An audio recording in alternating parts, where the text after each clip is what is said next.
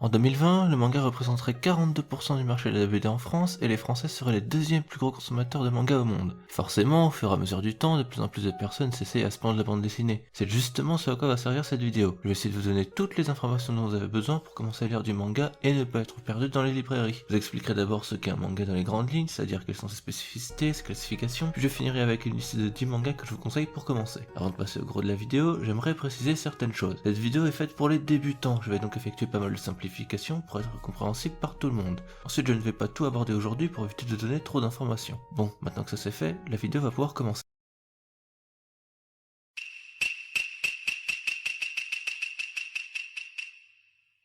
Ce que je vais dire ici représente la plupart des mangas, mais gardez en tête qu'il existe évidemment des exceptions que je ne vais pas expliquer ici pour éviter de vous embrouiller. Le manga est un dérivé de la bande dessinée classique, mais à un format très différent. Je vous donne un comparatif, mais vous voyez qu'un manga est bien plus petit qu'une BD franco-belge, mais par contre bien plus de pages. Une BD a entre 40 et 100 pages, alors qu'un manga peut avoir entre 200 et 500 pages selon les formats. Il est donc bien plus épais. La deuxième particularité, c'est qu'il est en noir et blanc, ce qui est dû au mode de production des mangas que je ne détaillerai pas ici. Le fait d'être en noir et blanc a un énorme avantage, c'est que ça coûte bien moins cher à imprimer. En effet, un manga coûtera environ 7 € en France, tandis qu'une bande dessinée, qui est généralement en couleur, sera environ une quinzaine d'euros. Ensuite, le sens de lecture est différent. Dans une bande dessinée classique, on lit de gauche à droite, c'est-à-dire plus ou moins dans cet ordre-là dans cette planche d'Astérix et Obélix. Un manga, c'est l'inverse, ça se lit de droite à gauche dans cet ordre-là. C'est un peu déstabilisant au début et ça demande un temps d'adaptation, mais on s'y fait relativement vite. La deuxième chose, c'est que le manga est aussi appelé bande dessinée japonaise, tout simplement parce que la plupart des mangas viennent de là-bas. Ce que je veux que vous compreniez bien, c'est que les mangas sont faits par des japonais pour des japonais, et leurs œuvres sont donc faites de leur point de vue. Les endroits où se passe beaucoup d'histoires sont au Japon, les prénoms sont japonais, tout comme les habitudes de vie ou certains mots. Je ne vous dis pas tout ça pour vous faire peur, mais bien pour vous faire prendre conscience que vous y découvrirez une autre culture et que ça peut être autant enrichissant que perturbant. Vous allez par exemple devoir vous habituer à des prénoms comme Suzaku, Murasakibara ou encore Yamato, et je sais que ça peut effrayer, mais c'est juste une question d'habitude. Vous verrez qu'au fur et à mesure de vos lectures, les choses commenceront à devenir un petit peu plus simples.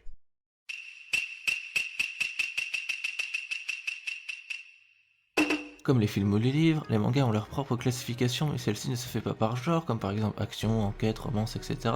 Mais elle se fait par qui cible le manga. Il y a en tout 3 grands ciblages différents. Le shonen, qui est destiné aux jeunes hommes, adolescents et jeunes adultes. Le seinen, qui est lui pour les adultes hommes. Et enfin le shoujo, qui est fait pour les jeunes filles et les adolescentes. Il existe aussi le josei, qui est pour les adultes femmes. Mais les éditeurs français n'utilisent pas cette classification, donc oubliez-le. C'est juste une petite précision. Deux petites choses en plus. La première, c'est qu'il ne faut pas vous sentir obligé de lire des mangas correspondant à votre âge. Les classifications ne sont que des conseils. Personnellement, je lis beaucoup de shoujo alors que je ne suis même pas la cible indiquée. Ensuite, tous les genres plus classiques entre guillemets sont présents dans chaque classification. Par exemple, il est tout à fait possible d'avoir un shonen d'enquête, traduction, un manga d'enquête pour jeunes garçons. On va pouvoir passer à la liste des mangas. Et il va avoir aussi quelques règles. 1. Je ne présenterai que des mangas qui ont une édition française, tout simplement pour que vous puissiez vous procurer les 10 mangas. Ensuite, il n'y aura pas de manga trop long, c'est-à-dire moins de 15 tomes pour que vous n'ayez pas à vous investir dans un truc de 70 tomes. Et enfin, il y aura un manga dans chaque genre différent pour que chaque personne y trouve son compte. Bon, maintenant que ça c'est fait, la liste va pouvoir commencer.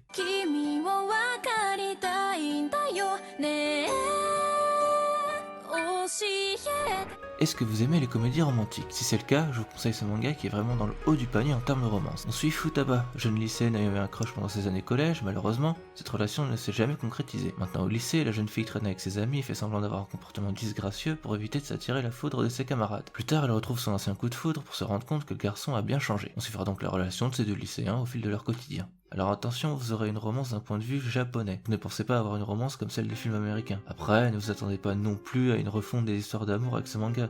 Il garde pas mal de ficelles scénaristiques du genre, mais il est vraiment très bon. Que ce soit les dessins, les personnages et leurs relations, tout ça c'est du très très bon. Vraiment, si vous appréciez un tant soit peu les histoires de romance, lisez ce manga.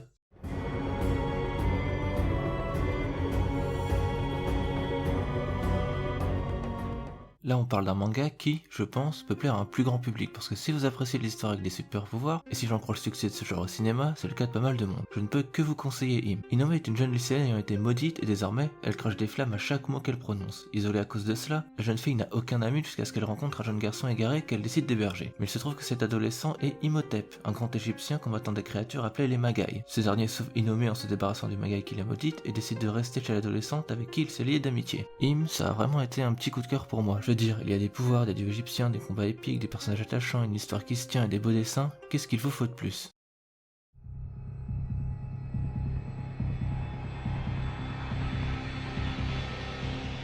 L'un des genres qui plaît le plus aux spectateurs du petit écran, c'est probablement les séries policières. Ça tombe bien puisque le manga qui nous intéresse ici pourrait tout à fait en être une. Depuis un certain temps, une personne nommée Paperboy poste des vidéos sur internet affublées d'un masque en papier journal. Sur chaque vidéo, il annonce la punition de personnes ayant fait du mal autour d'eux. Très vite, beaucoup de personnes en font un héros, malgré la brigade de cybercriminalité le poursuivant menée par Erika Yoshino. Prophétie fait ce que font beaucoup d'histoires d'enquête, c'est-à-dire nous donner à la fois le point de vue du criminel et des policiers, même si on est beaucoup plus du côté de Paperboy. Et l'auteur réussit vraiment à nous faire s'attacher à ces criminels, si bien qu'on pourrait presque espérer qu'ils réussissent leur coup. En plus, ça parle de sujets intéressants comme les conditions des personnes précaires au Japon ou l'utilisation d'internet et des réseaux sociaux. Honnêtement, si vous aimez les scénarios d'enquête, je ne sais vraiment pas comment on peut ne pas aimer cette histoire. En plus, il ne dure que 3 tomes, alors ça prend vraiment pas longtemps à lire.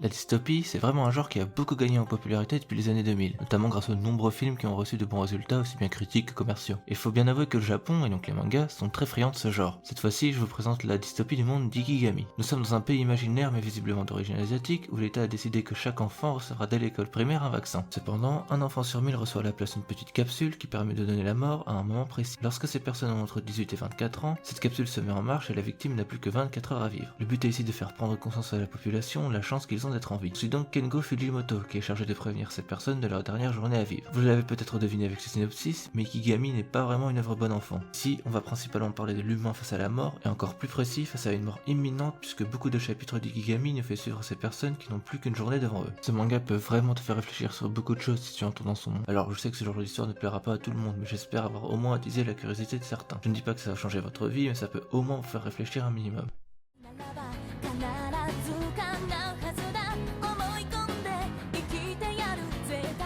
Le football, c'est vraiment un sport particulier au Japon, puisqu'il leur était presque inconnu avant les années 80. Et je n'exagère vraiment pas, puisque l'auteur d'un manga très connu de foot a lui-même avoué qu'il intégrait des situations lui permettant d'expliquer les règles du foot à ses lecteurs. Heureusement, aujourd'hui les choses sont bien différentes, si bien que les mangas de foot sont devenus relativement nombreux au fil du temps. Sayonara Football nous fait suivre l'histoire de Nozomi Honda, véritable petite génie du ballon rond souhaitant entrer dans l'équipe de football de son collège. Malheureusement pour elle, la seule équipe disponible est masculine et son entraîneur ne croit pas le fait qu'une fille puisse être meilleure qu'un garçon. L'objectif de Nozomi sera donc de trouver sa place parmi cette équipe. Vous vous en doutez avec ce petit résumé, mais cette histoire va traiter de la position des femmes dans des sports où les hommes ont la lumière des projecteurs. Même si c'est plutôt ironique parce que l'équipe féminine japonaise de foot a gagné la Coupe du Monde en 2011, mais bon bref, globalement c'est vrai que le football féminin n'est que très rarement mis en avant. Pour moi, là où l'auteur est fort, c'est vraiment ses personnages. Ils ne sont pas particulièrement subtils, mais ils s'avèrent particulièrement réussis. Bien sûr, ça dépendra de votre sensibilité, mais en tout cas, ça a marché sur moi, alors pourquoi pas sur vous.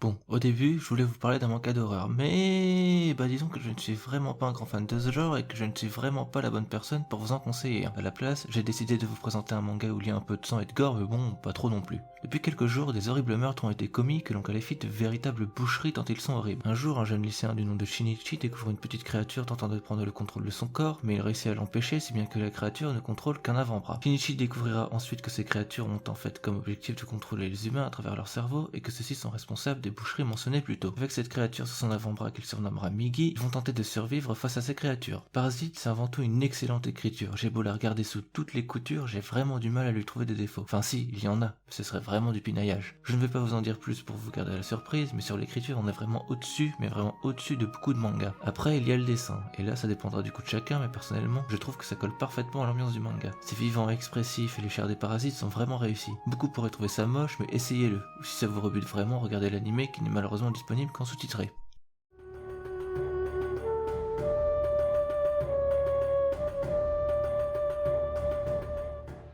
Oui, je sais, encore un manga sur l'Égypte antique, mais qu'est-ce que vous voulez, j'adore cette époque historique. On suit donc l'histoire d'Hatshepsut, fille du pharaon qui est mariée à son demi-frère, qui souhaite avoir ce statut. La jeune mariée essaiera d'elle-même d'atteindre le statut de pharaon, malgré les traditions ancestrales qui l'en empêchent. Ce manga est un manga historique, avec d'énormes guillemets, parce que comme beaucoup d'œuvres historiques, c'est très fantasmé. De l'aveu de l'autrice, il y aurait 80% de fiction et 20% de réalité historique. Le manga n'est vraiment pas subtil dans son message, mais se traitant de l'Égypte ancienne sont si rares et avoir une telle esthétique, les dessins étant très jolis et détaillés, avec cette ambiance antique, rien que ça vaut la lecture.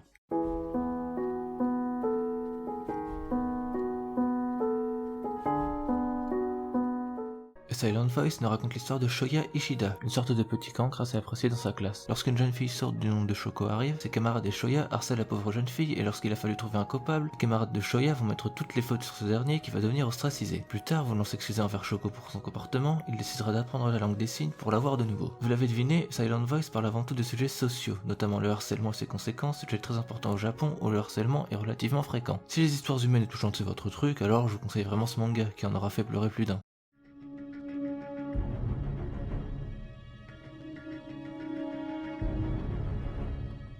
La science-fiction, ça fait vraiment partie de ces genres assez rares qui marchent dans à peu près tous les domaines. Bouquins, films, séries, mais le manga... Je ne veux pas dire qu'il n'y en a pas, il y a quelques classiques, mais j'ai bien l'impression que le genre de la science-fiction est bien moins présent aujourd'hui. Et le manga que je vais vous présenter fait partie de ces mangas de SF sortis dans les années 2010, All You Need Is Kill. Dans une terre envahie par des extraterrestres, Keiji Kiriya est un nouveau soldat qui se fait tuer dans la bataille. Il n'atterrit pas au paradis, mais se réveille un peu avant la bataille de sa mort et se rend compte qu'il est pris dans une boucle temporelle. Le soldat profite de cette boucle pour devenir le meilleur des guerriers, il rencontrera notamment la jeune Rita, considérée par beaucoup comme la meilleure guerrière, et Keiji découvrira que ce statut n'est pas dû au hasard. Les histoires qui jouent avec le temps, c'est toujours très périlleux parce que ça peut rapidement devenir incohérent. Mais ici, c'est bien géré, notamment sur les conséquences qu'a cette boucle temporelle sur le personnage principal. L'écriture globale est du même acabit, la plupart des questions que tu te poses sont résolues et les personnages sont bien traités pour un manga de 2 tomes. Côté graphique, je vous laisse quelques cases ici, mais c'est du très solide. Vous l'avez compris, ce manga est très bon et si ça ne vous tente pas, il y a eu une adaptation en film qui vous permettra peut-être de faire le pont entre cinéma et manga, qui sait.